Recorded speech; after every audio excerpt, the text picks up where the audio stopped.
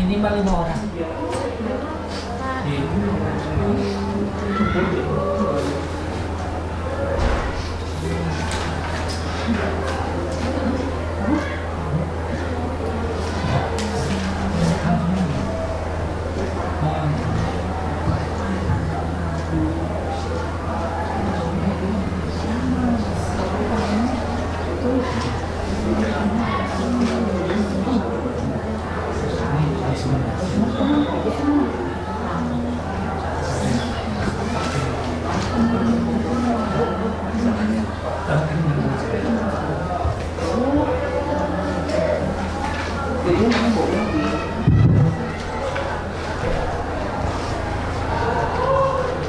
Maaf ya Bapak Ibu, mungkin bisa kita mulai sambil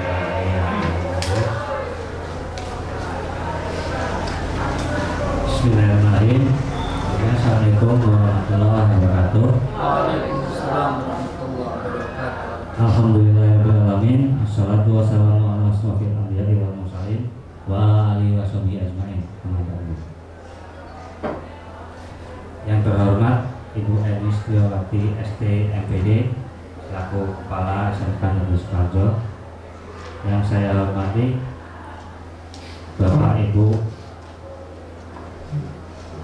Wakil Kepala SMK Negeri Sukoharjo. Yang saya hormati Bapak Ibu tim pengembang SMK Negeri Sukoharjo. Pertama-tama mari kita panjatkan puji syukur kehadirat Allah Subhanahu wa taala, di mana di pagi hari ini kita masih bisa berkumpul bersama untuk menghadiri rapat koordinasi dan evaluasi tim pengembang sekolah. Salawat serta salam marilah kita sanjung agungan ke junjungan kita Nabi besar Muhammad SAW yang selalu kita nantikan syafaatnya di akhirat. Sebelum acara dimulai, akan saya bawakan susunan acara. Yang pertama yaitu pembukaan, kedua doa, yang ketiga pengantar dari Ibu Kepala SMK Negeri Sukoharjo, yang keempat acara diseminasi, yang kelima koordinasi dan evaluasi, yang keenam pengarahan dari Kepala SMK Negeri Sukoharjo, dan yang terakhir penutup. Untuk menyingkat waktu, mari kita buka acara ini dengan mengucap lafaz basmalah. Bismillahirrahmanirrahim. Meningkat acara yang kedua yaitu doa yang akan dibawakan oleh Bapak Ustadz kita Hamimuddin Ihsan. Kepada beliau kami persilakan. Bismillahirrahmanirrahim. Assalamualaikum warahmatullahi wabarakatuh.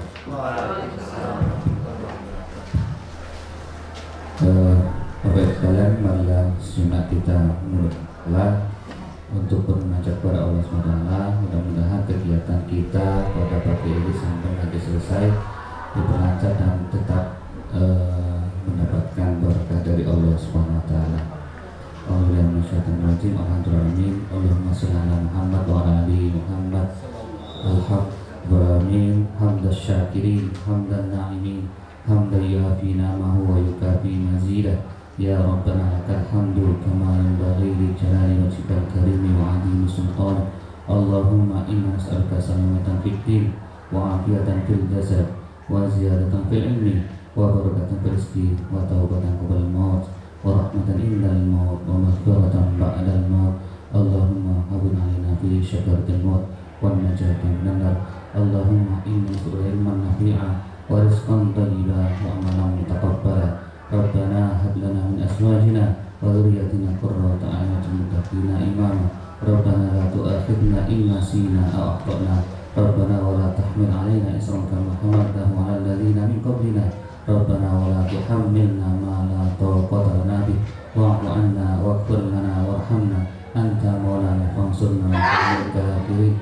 Rabbana atina bil ladunka rahmatan wa hayyi lana min amrina rasyada. Rabbana atina fid dunya hasanah wa fil akhirati hasanah wa qina adzabannar. Subhana rabbika rabbil izzati amma yasifun. Assalamualaikum warahmatullahi wabarakatuh.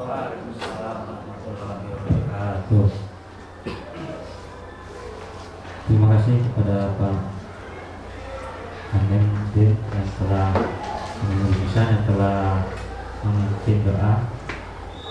Semoga kegiatan kita sampai akhir nanti berjalan dengan lancar. Amin. Ini kan acara selanjutnya yaitu pengantar dari Kepala SMK Negeri Sukoharjo pada Ibu Emi Setiawati STMPD. Kami persilakan. Bismillahirrahmanirrahim. Assalamualaikum warahmatullahi wabarakatuh. Selamat pagi dan salam sejahtera untuk kita semua. Alhamdulillahirrahmanirrahim. Assalatu wassalamu ala asrofil anbiya wal mursalin wa ala alihi washabi ajmain. Amma ba'du. Pertama-tama marilah kita panjatkan puji syukur kehadirat Allah Subhanahu wa taala yang mana berkat rahmat dan karunia-Nya kita diberikan kesehatan baik lahir maupun batin dalam melaksanakan aktivitas sehari-hari, terkhusus dalam rangka memenuhi undangan kegiatan rapat koordinasi tim pengembang sekolah SMK Negeri Sukoharjo Pringsebo. Salawat dan salam tidak lupa kita sanjung agungkan kepada junjungan kita Nabi besar Muhammad Sallallahu Alaihi Wasallam beserta para keluarga dan sahabatnya. Semoga kelak di yaumil akhir kita mendapatkan syafaatnya. Amin ya rabbal alamin. Yang saya hormati seluruh Bapak Ibu tim pengembang sekolah SMK Negeri Sukoharjo yang insya Allah seyogianya berjumlah 14. Sudah termasuk saya Pak? Sudah termasuk saya itu 14. Tetapi di sini baru hadir sekitar 11. Masih menunggu Bu Tati, Bu Rini, dan Pak Hendi. Semoga bisa segera menyusul. Bapak Ibu yang saya hormati, bahwasanya saya berharap terbentuknya tim pengembang sekolah yang sudah terbentuk sejak awal semester lalu tahun pelajaran 2022-2023, di mana dalam masa saya di sini itu baru saya bentuk. Saya kurang mengetahui apakah sebelumnya sudah terbentuk atau tidak. Tetapi saya tidak melihat yang lalu, saya memantau yang sekarang. Besar harapan saya bahwa melalui tim pengembang sekolah ini, Bapak Ibu, kita semua dapat bersinergi dalam rangka mengembangkan, memajukan SMK Negeri Sukoharjo. Karena apa? Karena tugas mengembangkan sekolah ini tidak hanya menjadi tugas kepala sekolah. Saya tidak bisa berbuat apa-apa, saya tidak akan bisa mengembangkan sekolah ini tanpa dibantu oleh stakeholder yang ada. Para wakil kepala sekolah ini bertugas sehari-hari, tiap hari bertugas dalam membantu kepala sekolah.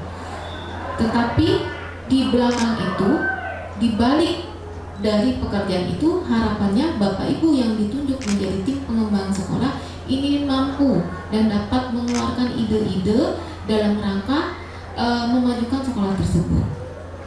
Jadi seperti itu Bapak Ibu, ini hanya sebagai sedikit pengantar dari saya, di mana nanti kita akan lebih mengupas tentang bagaimana kita untuk mengembangkan sekolah kita.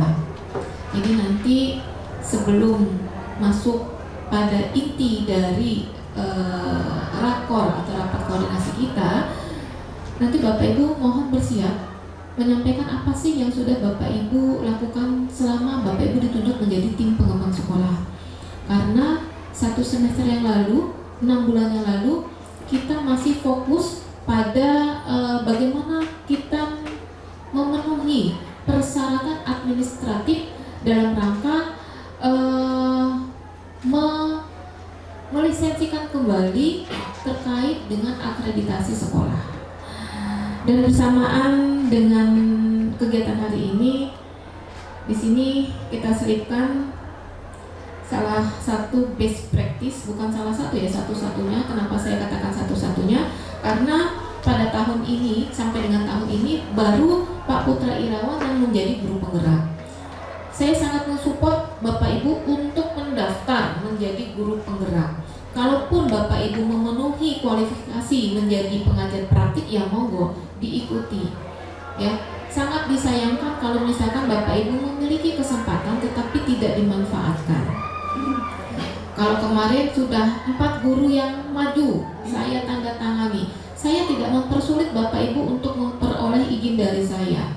Walaupun seharusnya ketika Bapak Ibu mengajukan pengembangan diri bersifat pribadi, idealnya adalah menghadap sendiri ke saya, membawa surat tersebut, ya, menghadap saya, Ibu, bla bla bla bla bla, akan terjadi komunikasi. Tetapi saya lagi-lagi sangat tidak mempersulit Bapak Ibu untuk memperoleh izin dari saya. Oleh karena itu ketika sudah ada di meja saya, maka langsung saya tanda tangani. Itu artinya adalah saya sangat mensupport Bapak Ibu. Kemarin baru masuk dalam, itu sudah lolos apa masih seleksi ya Pak Putra ya? Masih seleksi kedua Pak Ahmad Pratikno. Tampaknya Pak Momon, Bu Dina dan Pak Rizal mundur sepertinya ya. Wassalamualaikum sepertinya ya. Iya, nanti dicoba lagi. Ya, saya berharap nanti dicoba lagi karena Pak Ahmad Pratikno, Pak Tikno itu sudah kali ketiga ya.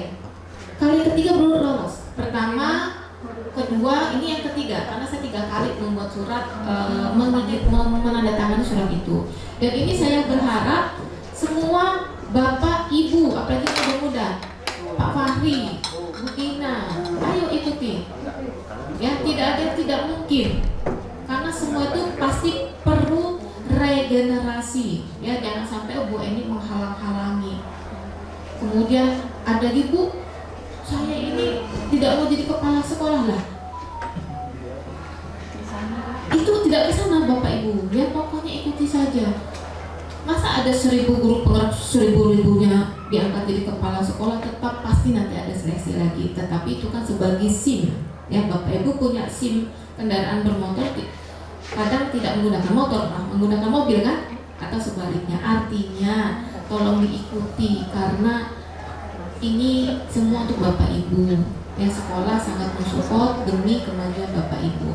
Selanjutnya Bapak Ibu, sebelum kita masuk ke rangkaian inti dari kegiatan kita, ada baiknya kita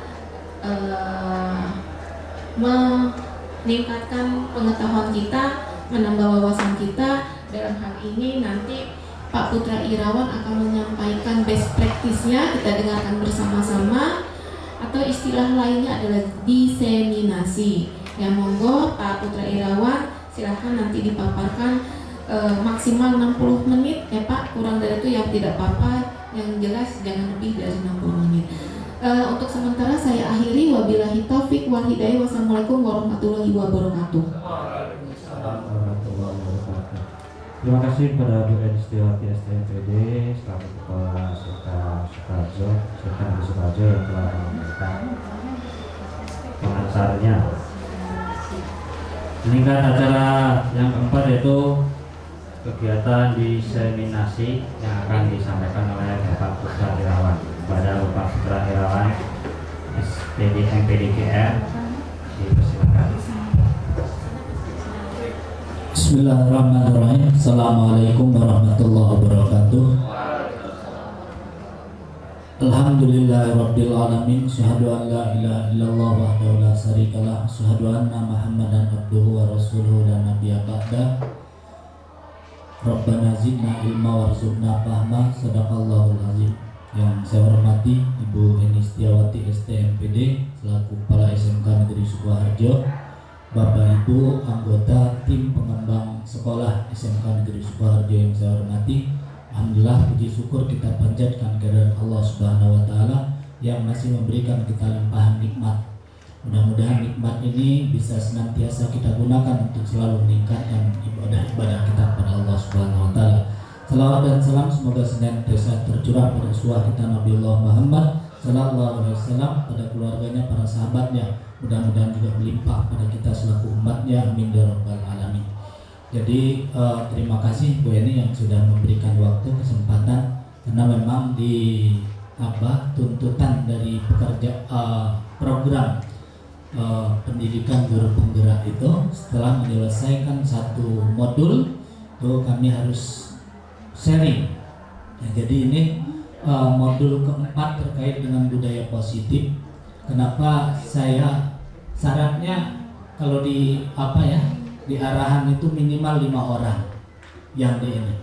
Maka daripada saya pilih-pilih, akhirnya saya ngobrol dengan Bu Eni. Kenapa harus tim pengembang sekolah? Karena runtutannya nanti banyak di tim pengembang sekolah.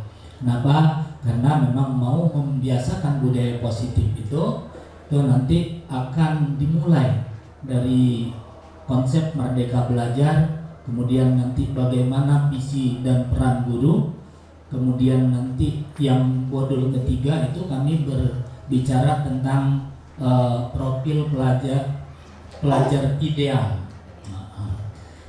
Yang keempat itu terkait dengan budaya positif. Jadi izin saya sharing terkait dengan informasi itu, budaya positif.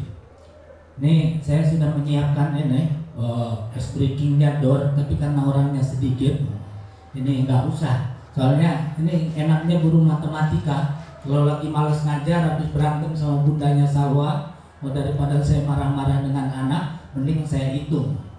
Ada 36 anak, tuh suruh ngitung, saya maunya lengkap. Jadi begitu di angka keberapa yang kita tentukan, itu door gitu.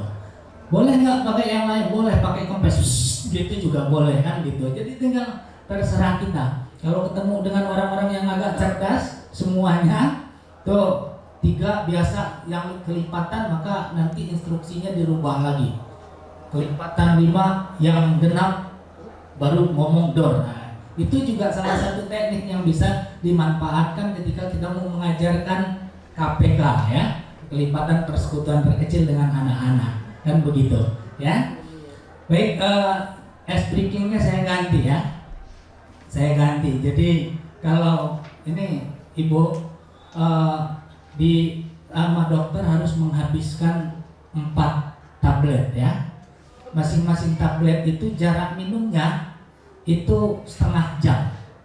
Maka untuk menghabiskan waktu, menghabiskan 4 tablet itu berapa waktu yang dibutuhkan? Bu Endra berapa?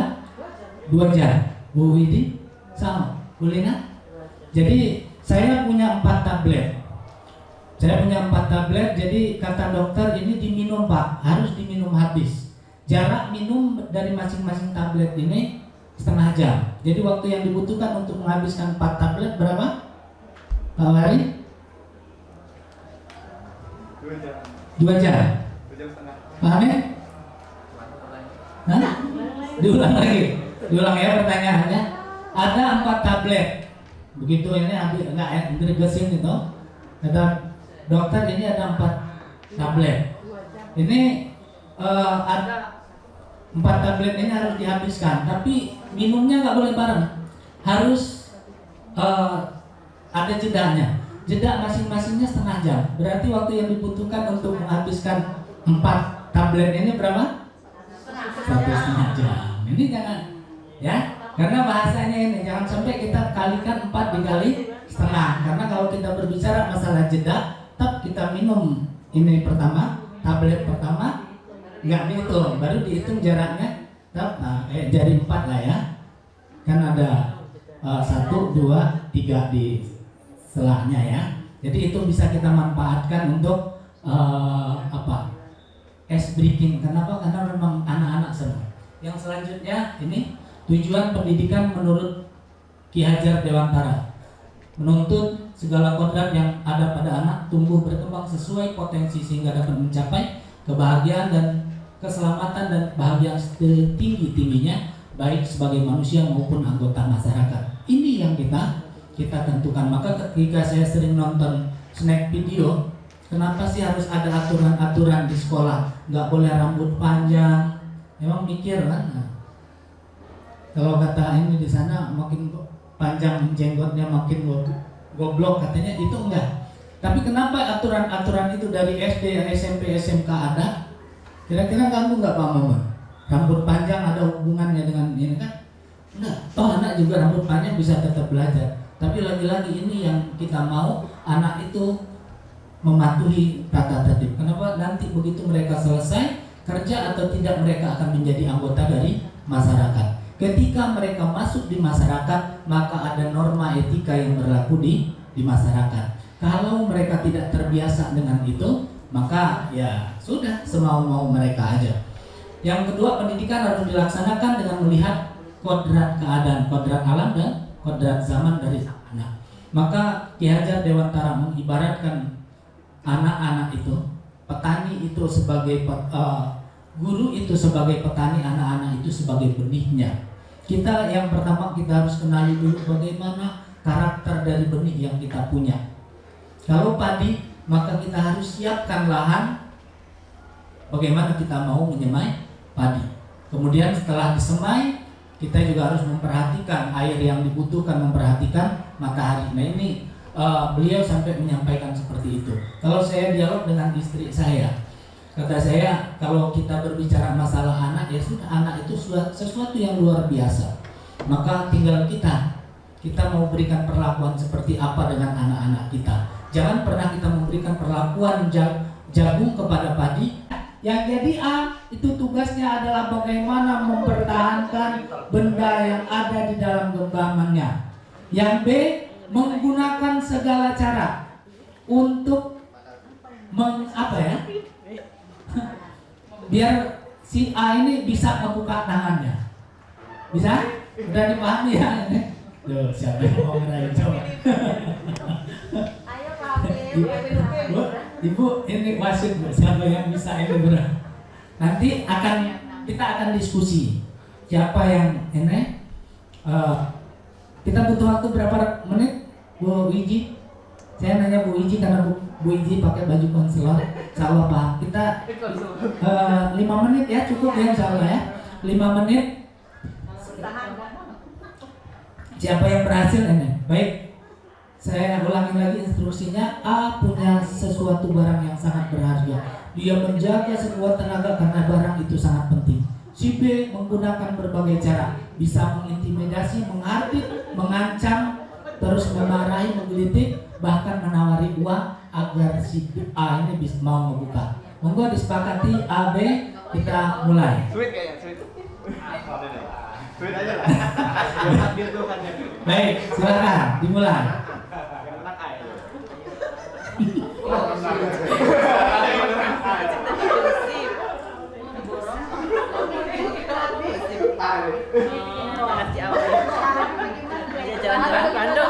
Memaksa boleh.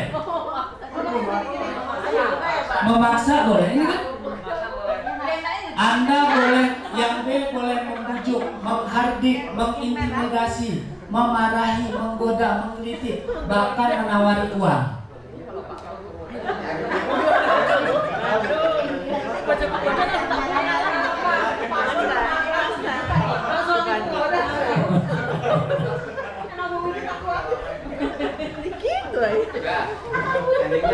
Udah.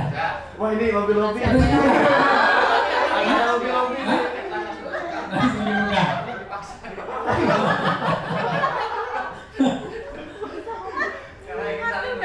Iya. Saya nggak Insarnya bagus betul.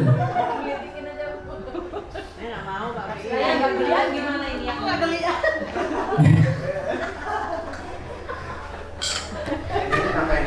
Hah? Endingnya nanti ada pertanyaannya. Udah. Udah belum?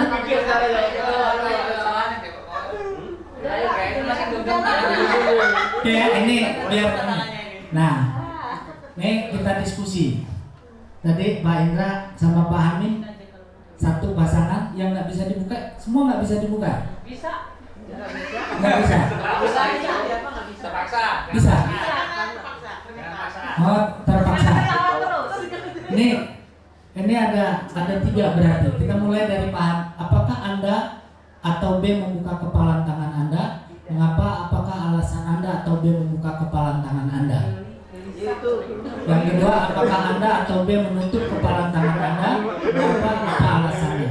Oke, Pak Indra tadi yang membuka, coba apa ini? Pakai mic nggak Pak?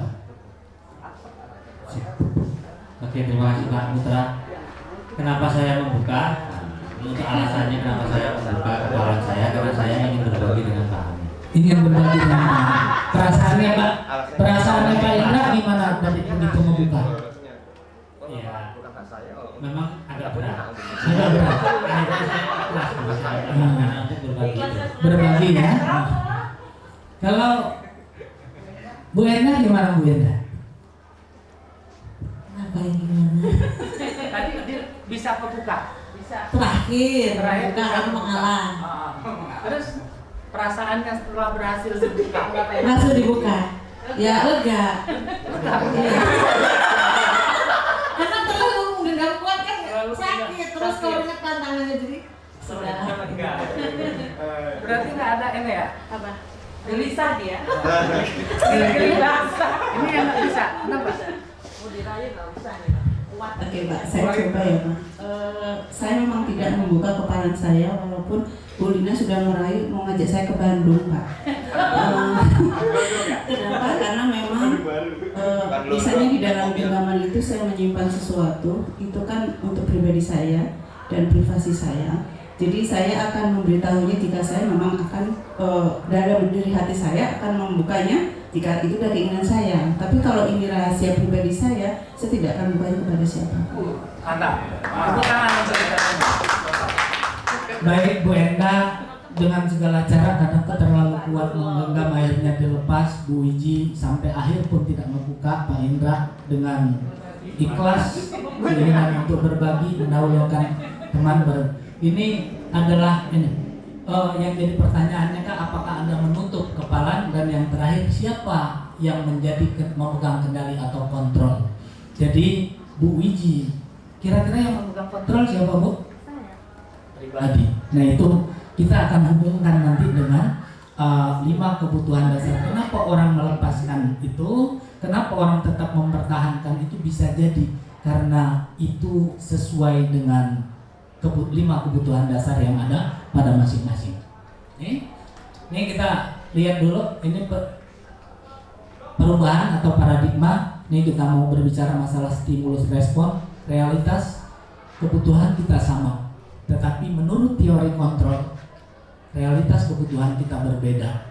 Jadi tadi menurut Bu Lina sudah menggunakan berbagai cara, bahkan mengiming-imingi ngajakin jalan-jalan, insya Allah mudah-mudahan bisa. Ternyata karena menurut Bu Wiji kebutuhannya berbeda. Kenapa? Ini sesuatu yang sangat privacy buat beliau. Jadi dia tidak akan membuka dengan siapapun. Ini berdasarkan teori kontrol. Nah, stimulus respon ini yang sering dilakukan oleh guru. Sedangkan teori kontrol, apa ya? Ini harusnya, ini kan kita selalu memberikan stimulus yang sama. Kita mencoba mengubah orang agar berpandangan sama dengan kita, padahal kita tidak bisa mengontrol anak-anak. Kita hanya bisa memberikan stimulus apapun tadi, menghardik, mencela, mengintimidasi, mau mukul atau apapun, tetapi kita tidak bisa mengubah kontrol karena orang itu kontrolnya ada pada diri masing-masing. Mau tidak mau, siswa itu dia apapun baik atau buruk dia memegang sepenuhnya kontrol atas dirinya. Maka yang harus kita lakukan sebagai guru itu bagaimana melakukan perubahan paradigmanya, sehingga stimulus respon yang kita berikan itu mampu mengubah paradigma dia terkait dengan kontrol diri. Apakah budaya positif berkaitan dengan kedisiplinan? Nah, ini kata disiplin terbayang di benak kita. Di mana ada kemerdekaan, di situ harus ada disiplin yang kuat. Nah sekarang kalau kemarin saya coba mulai begitu sebelum bagi rapot tata tertib itu udah di-share. Kenapa harapan saya di bulan Januari itu sudah berjalan efektif, tetapi kenyataannya belum. Kenapa? Di kelas depan aja yang ini 10 TKJ 1. Nih dari pagi pelajaran olahraga sampai siang pelajaran olahraga terus, nggak ganti-ganti. Padahal jelas di tata tertib kita seragam itu sesuai dengan yang sudah ditentukan. Maka ketika kita memberikan hukuman dengan anak-anak, mereka dianggap tidak disiplin, tapi ini harusnya kata Bapak pendidikan kita, di mana ada kemerdekaan, di situ harus ada disiplin yang kuat. Maka selama anak tidak pernah membangun kesadaran, memerdekakan dia untuk dengan senang hati melakukan apapun yang ditetapkan oleh sekolah, maka sampai kapanpun dia tidak akan pernah menjadi orang yang disiplin. Maka ini yang harus dibangun.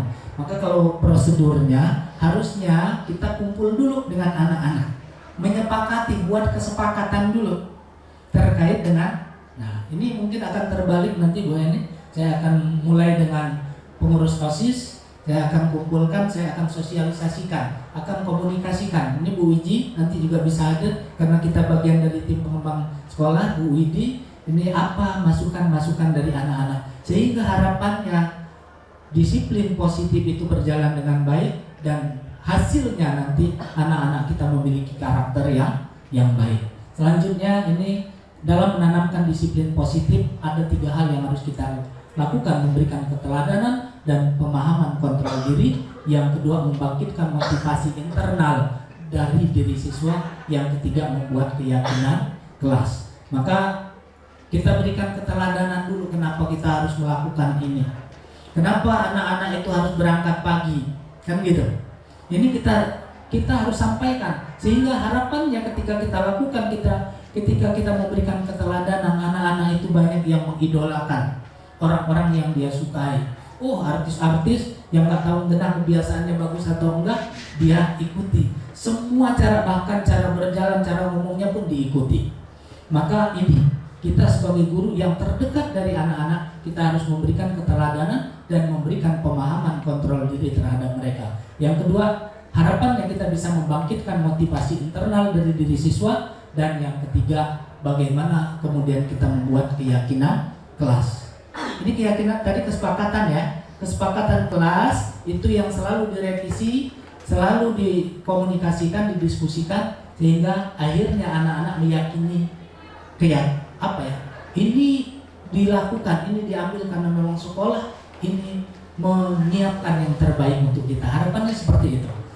Ini tujuan disiplin positif, menanamkan motivasi pada murid-murid kita, yaitu untuk menjadi orang yang mereka inginkan dan menghargai diri sendiri dengan nilai-nilai yang mereka percaya. Selanjutnya, motivasi perilaku manusia. Ini menurut Diana Gosen, ini ada 3. Nah, ini orang-orang itu mayoritas untuk menghindari ketidaknyamanan atau hukuman. Ini yang sering saya temukan. Ada anak yang lompat pagar gara-gara terlambat. Kenapa? Karena takut dihukum di depan.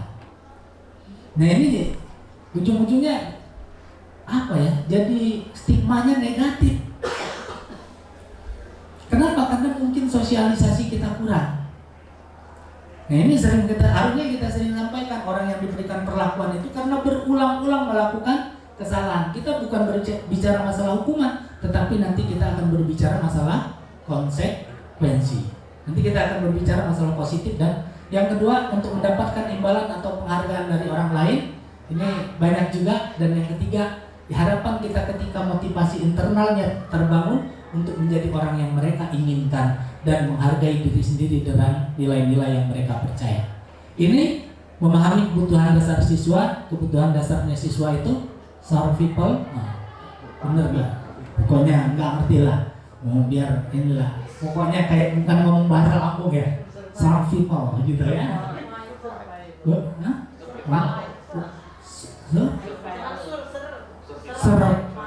Survival. Untung berbahasa Inggris dengan ini. Ada 5 kebutuhannya. Saya kalau melihat yang kanan, ini orang Lampung kebutuhan bertahan hidup. Yang kedua, cinta dan kasih sayang. Yang ketiga, kesenangan. Yang keempat, penguasaan. Yang kelima, kebebasan. Ini kalau kita berbicara ini, kenapa Adam itu melakukan kesalahan? Ini kita ngambil contoh dari orang tua kita. Kenapa Adam melakukan kesalahan? Apakah dia tidak mendapatkan cinta dan kasih sayang dari Allah? Enggak. Surga dan seluruh isinya diberikan. Ada kesalahan? Ada. Bertahan hidup jelas Allah siapkan surga, cuman dia berdua.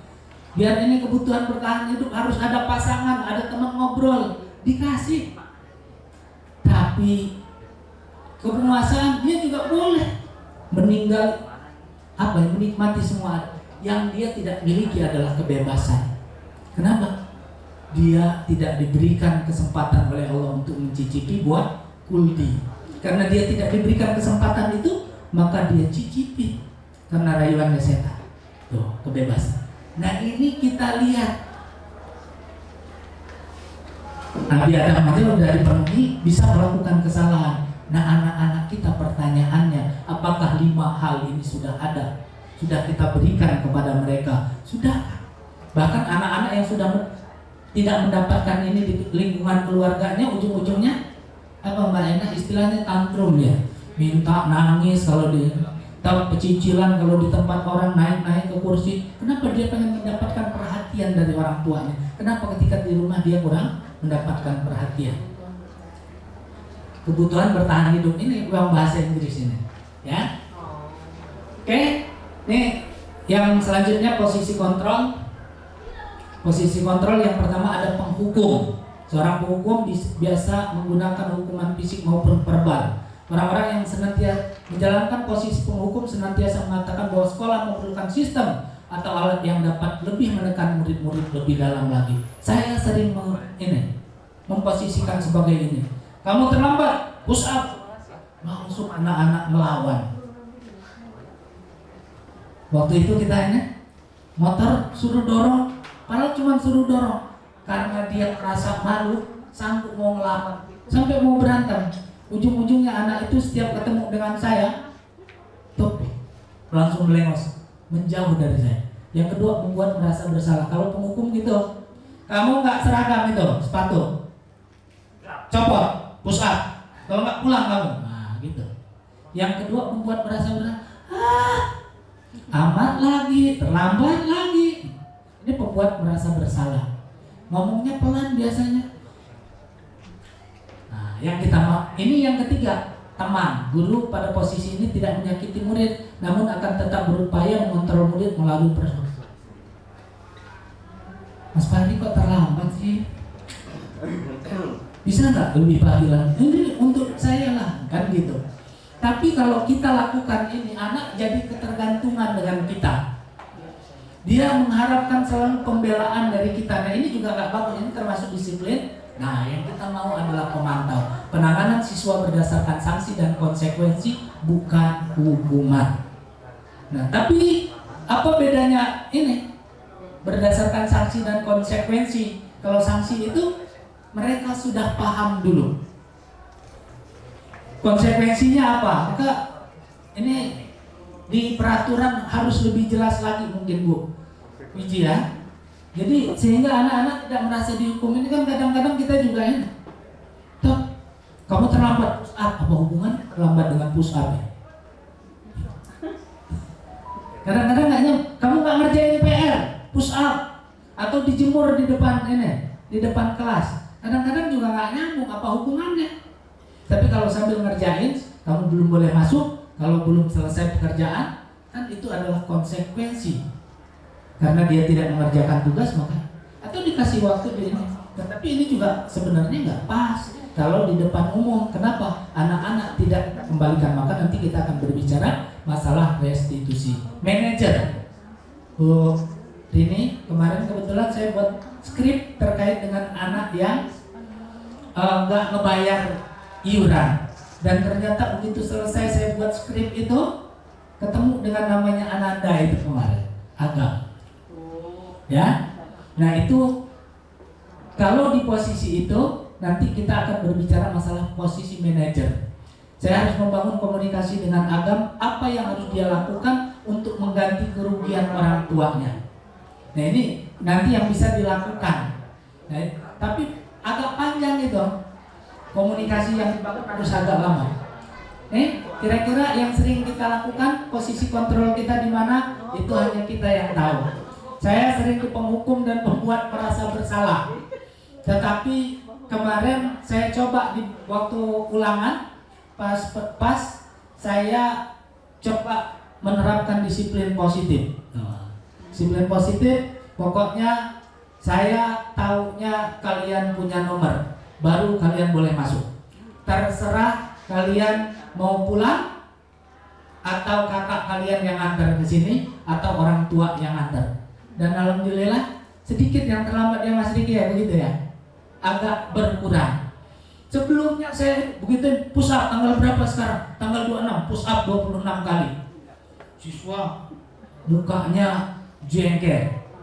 Kemarin saya cek ini rumahnya di Siliwangi, jalan ke Siliwangi lumayan jelek. Saya biasanya ngitung, ini hanya pembelajaran buat anak-anak. Kalau misalnya jarak tempuh 1 sampai 10 menit, maka akan saya suruh pulang.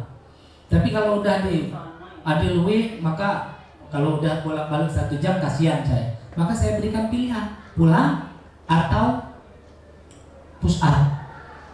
Yang Siliwangi 15 menit ke Siliwangi itu karena jalannya jelek, lebih memilih pulang ketimbang di push up. Dan nggak lama, setengah jam datang lagi tetangganya Pak Hasan, anak. Ya saya tahu dia anak rohis, makanya saya berikan pilihan seperti itu. Nah ini kita lihat-lihat juga untuk memberikan perlakuan dengan anak, jangan sampai kita pukul rata.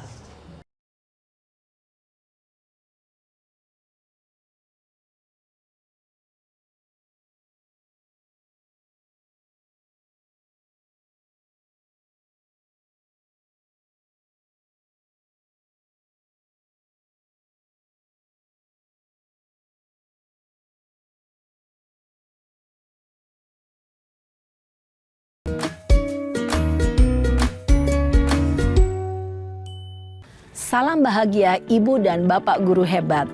Dalam penerapan disiplin positif restitusi, salah satu program yang dikembangkan adalah 5 posisi kontrol. 5 posisi kontrol dalam restitusi adalah proses perjalanan seorang pendidik agar dapat mengenali dirinya. Pada video kali ini, kita akan membahas tentang 5 posisi kontrol yang dikembangkan oleh Diane Goosen dan contoh penerapannya.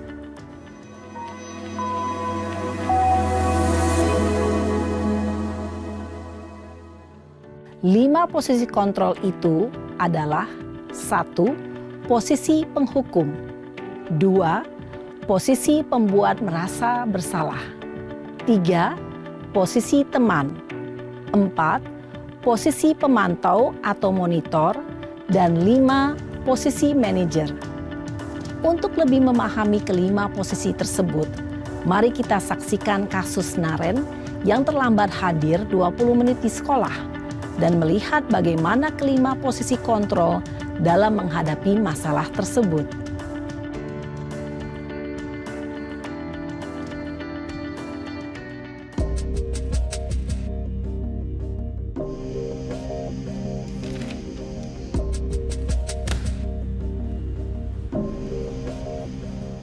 Naren!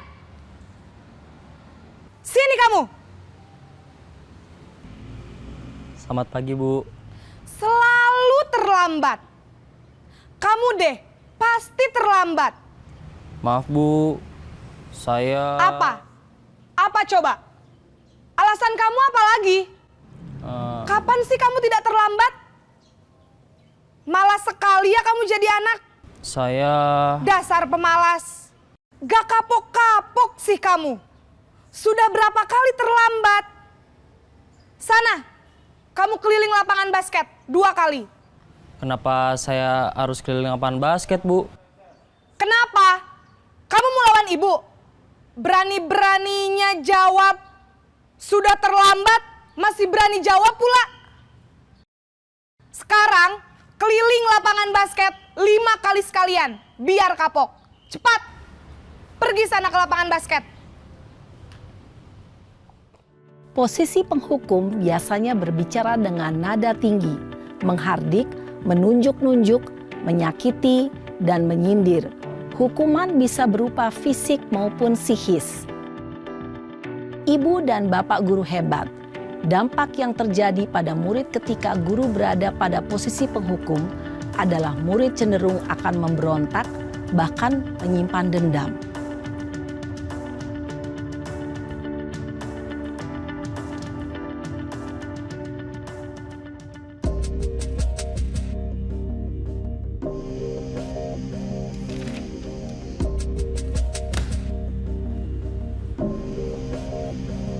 Naren!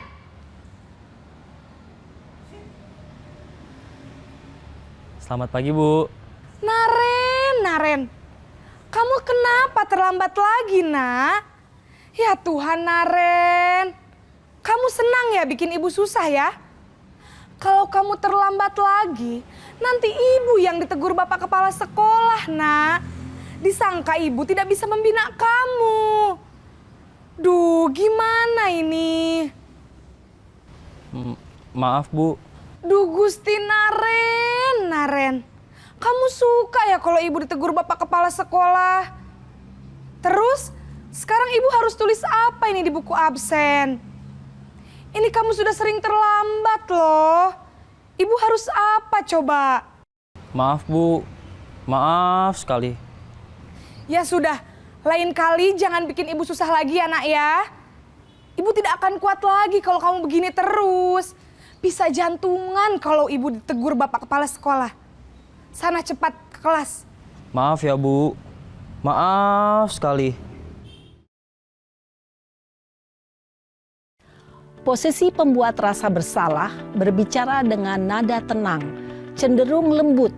Namun kata-kata yang diutarakan membuat murid merasa menjadi orang yang gagal. Memandang buruk dirinya sendiri, merasa tidak berharga, dan tidak sanggup membahagiakan orang lain. Ketika guru mengambil posisi pembuat rasa bersalah, murid akan menganggap dirinya yang bersalah dan ia akan menyimpan emosi negatif tersebut di dalam dirinya.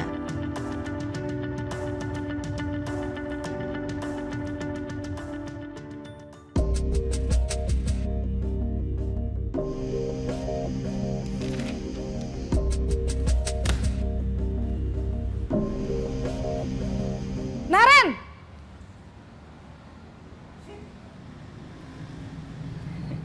Selamat pagi, Bu. Wah, sudah jam berapa ini, Nak? Terlambat lagi ya, sayang. Iya, Bu. Habis ibu saya lupa bangunkan saya, Bu. Kamu malah menyalahkan ibu kamu. Kamu bukannya anak yang larinya paling kenceng. Kok terlambat sih? Iya, Bu. Saya memang terlambat bangun tadi. Jadi, biarpun saya lari kencang, tetap gak kekejar, Bu. Ya sudah sana, nanti lain kali larinya lebih kenceng lagi ya. Biar gak terlambat lagi. Bikin seneng ibu, demi ibu. Bisa kan?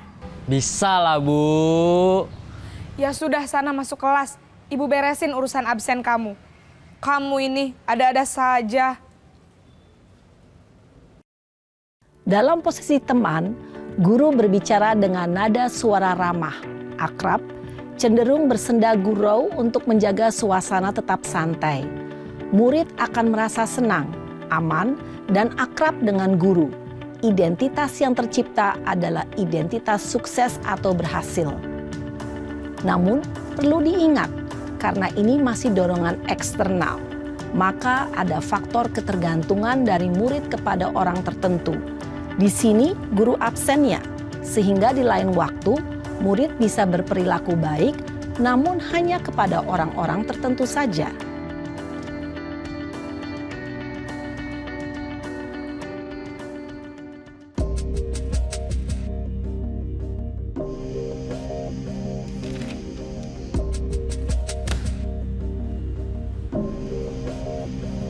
Naren!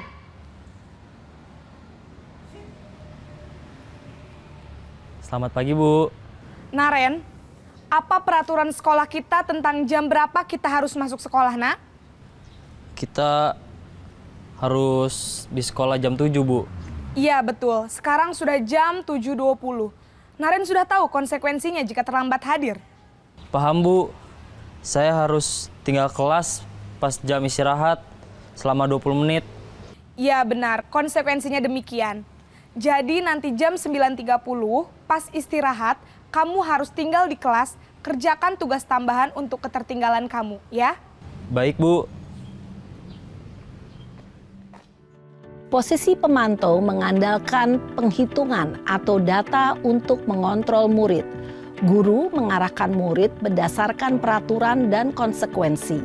Seorang pemantau menunjukkan bahasa tubuh dan ekspresi wajah yang datar dan cenderung formal.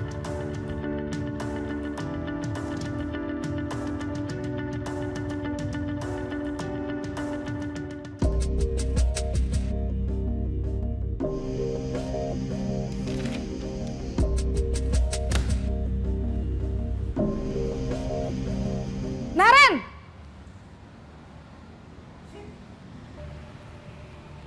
Selamat pagi Bu. Selamat pagi, Naren. Maaf Bu, saya terlambat. Iya, sekolah masuknya jam 7, sekarang sudah jam 7.20. Jadi sekarang bagaimana ini, Naren? Maaf Bu, saya lupa setel alarm saya semalam. Baiklah, menurut kamu, keyakinan sekolah yang mana yang perlu kamu tingkatkan? Menghargai diri sendiri dan orang lain mungkin ya Bu. Setuju. Jadi, apakah Naren meyakini prinsip saling menghormati tersebut? Iya Bu, saya meyakininya. Apakah Naren bersedia memperbaiki masalah keterlambatan ini? Bersedia Bu.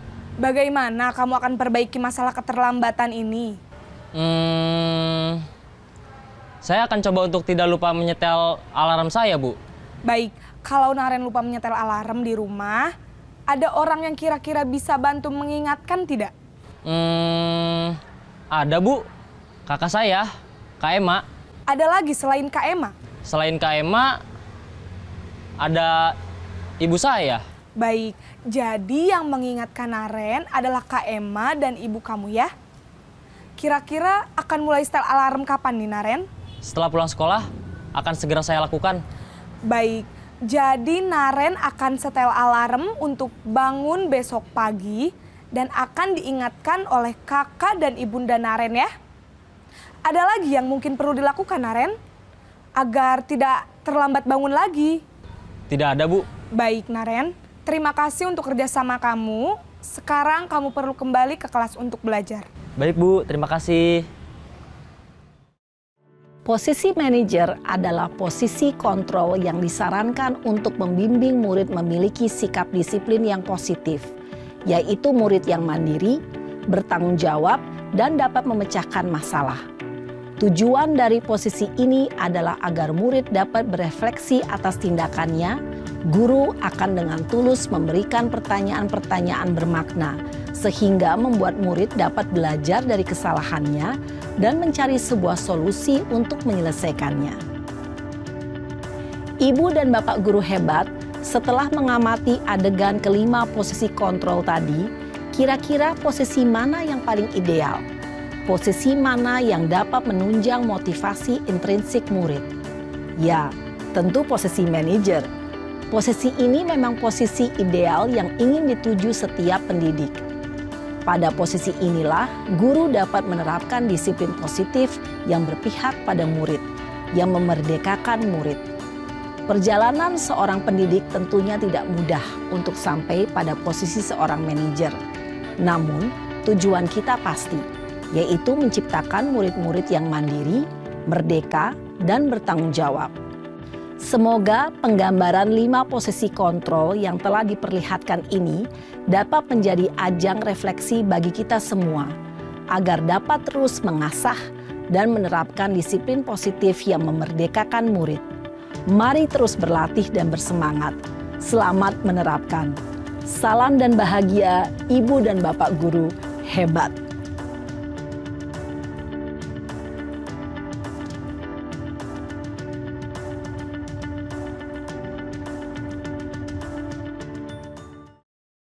Nah ini segitiga restitusi.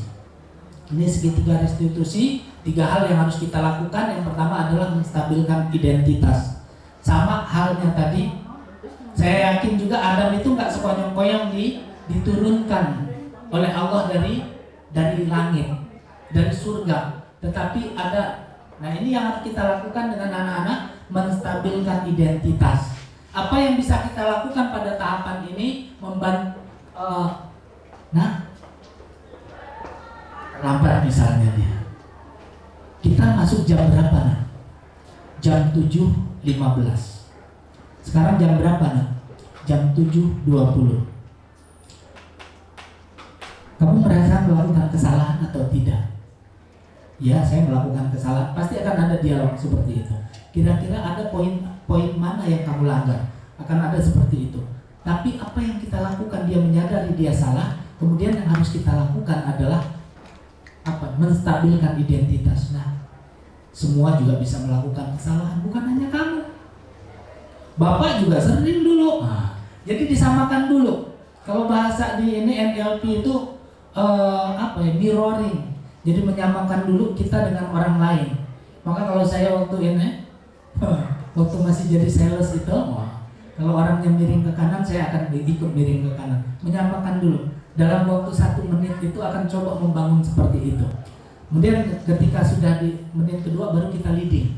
Mas Riki juga paham itu, karena biasa kami orang-orang multi level marketing, Mbak Enda juga yakinlah ketika ada pelatihan-pelatihan pasti diajarkan untuk itu. Bagaimana kita menyamakan frekuensi. Itu anak-anak kita gabur di lapangan di Sukoharjo, yang pertama kali akan dicari kalau ada teman sekelasnya.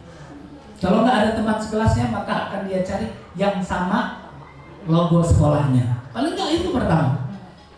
Kenapa? Karena dia merasa nyaman dengan orang yang sefrekuensi. Nah, ini yang harus kita bangun dengan anak kita. Jangan langsung, kamu sih salah, bapak ini nggak pernah salah, bapak ini disiplin, makanya bapak bisa seperti ini. Itu nggak akan terus. Tapi kita stabilkan identitas. Yang kedua, validasi tindakan yang salah. Kamu salah kan? Nah, kira-kira untuk ini apa yang bisa kamu lakukan untuk memperbaiki kesalahan? Nah, ini yang dibangun. Kemudian yang ketiga adalah menanyakan keyakinan. Kira-kira, nah contohnya misalnya ada anak yang tidur aja pas ngikutin pelajaran matematika. Bukan saya permalukan di depan itu, tapi saya panggil di kelas. Nah, kamu ini. Terus saya komunikasi, kenapa tadi tidur? Semalam gak tidur.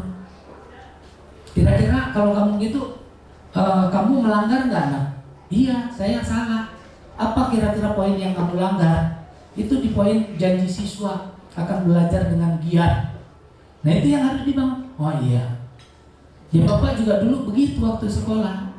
Tapi akhirnya bapak nggak menyadari itu nggak bagus kalau bapak teruskan. Maka bapak merubah kebiasaan itu. Kemudian apa yang dia lakukan? Bagaimana? Kita tanyakan, menanyakan keyakinan. Nah, kalau sudah begini, apa yang akan kamu lakukan? Saya akan belajar dengan giat. Kalau misalnya kita menyaksikan itu dilakukan kesalahannya, misalnya pelanggarannya dengan Bu Dina, kira-kira apa yang akan kamu lakukan? Saya akan menemui Bu Dina. Saya akan meminta maaf dengan beliau. Saya akan memperbaiki hubungan saya dengan Bu Dina. Jadi ada hal. Jadi kita ketika mengembalikan dia ke komunitasnya itu, dia tidak rendah diri. Coba kebayang kalau orang nggak pakai sepatu, terus kita pisahin dari temannya, dia akan merasa rendah diri. Selanjutnya hal menarik yang ditemukan, posisi kontrol, perubahan cara berpikir. Ini pengalaman yang pernah, ya. Ini rancangan modul. Ini saya pentingnya, saya ngambil judul itu membangun budaya positif dengan kesepakatan. Nah, ini disiplinkan anak melalui budaya positif di sekolahan. Ini tujuan-tujuannya, ini lini masa sosialisasi program kepada warga sekolah, ini bagian dari sosialisasi. Kemudian nanti menyusun jadwal kegiatan aksi nyata, pengenalan budaya positif kegiatan siswa, menjelaskan kegiatan proses dan langkah implementasi. Dukungan yang dibutuhkan kepala sekolah dalam memberikan dukungan terlaksananya aksi nyata, orang tua untuk membantu mendukung program kegiatan budaya positif. Ini Bu, ini sekalian saya laporkan. Setelah bagi raport kemarin saya buat surat standar absen. Harapan saya itu bisa dibuatkan semua grup kelas. Kemarin ketika saya sinan di lingkungan, ada yang laporan baru dibuatkan grup kelas katanya kemarin. Ya alhamdulillah, terima kasih katanya sudah dibuatkan grup kelas, tapi kok baru sekarang? Padahal itu dari bagi rapot, kenapa? Karena harapan saya, nah tadi menindaklanjuti apa yang disampaikan oleh Bu Eni waktu itu, kita harus membangun kerjasama dengan orang tua untuk mengkondisikan anak-anak ketika di rumah. Tetapi kenyataannya banyak, mungkin ada juga yang masih belum nih. Terima kasih Bu Wiji. Wah, saya lihat juga sudah cukup aktif di kelas-kelas binaannya, mendampingi anak-anak kita. Mudah-mudahan ini bisa menjadi bentuk perhatian kita dengan anak-anak, yang mudah-mudahan juga dengan izinnya Allah nanti anak-anak kita juga bisa sedikit perlahan mulai berubah menjadi anak-anak yang baik, anak-anak yang bisa menjadi penyejuk mata kedua orang tuanya. Tolak ukurnya ini, terus mari kita tentukan budaya positif apa yang akan kita lakukan. Ini yang bisa saya sampaikan dengan Bapak Ibu.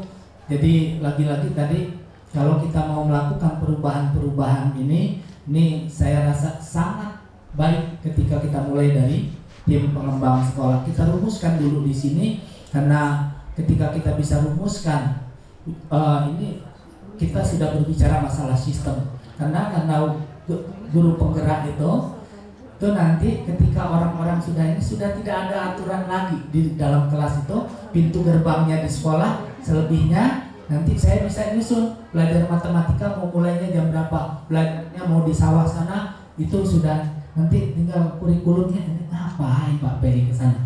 Karena di pelajaran matematika itu ada nanti mengukur ini yang perbandingan trigonometri, harusnya anak dengan mengetahui salah satu panjang jarak antara tiang bendera pangkal dengan ujung, kemudian berapa sudut yang dibentuk, itu bisa menghitung berapa tinggi tiang bendera atau tiang listrik, apa harus menjatuhkan. Nah ini kan ketika kita paham ini, guru juga bisa melakukan inovasi dan terobosan-terobosan. Insyaallah siswa jauh lebih semangat untuk mengikuti. Mari kita mulai perubahan itu dari diri kita. Mudah-mudahan kita bisa ciptakan siswa yang unggul dan siap. Kurang lebihnya mohon maaf. Assalamualaikum warahmatullahi wabarakatuh.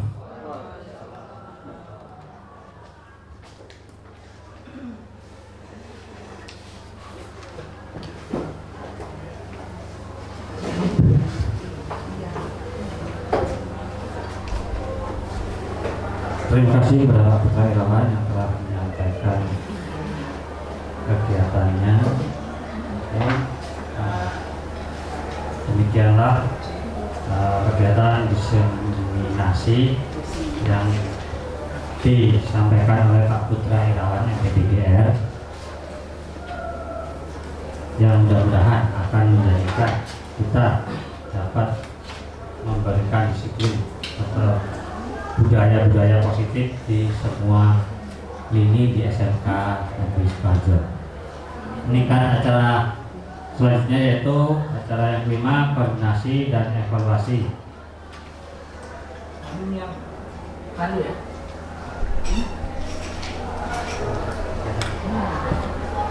Untuk acara kelima, koordinasi dan evaluasi, akan dipimpin oleh Bapak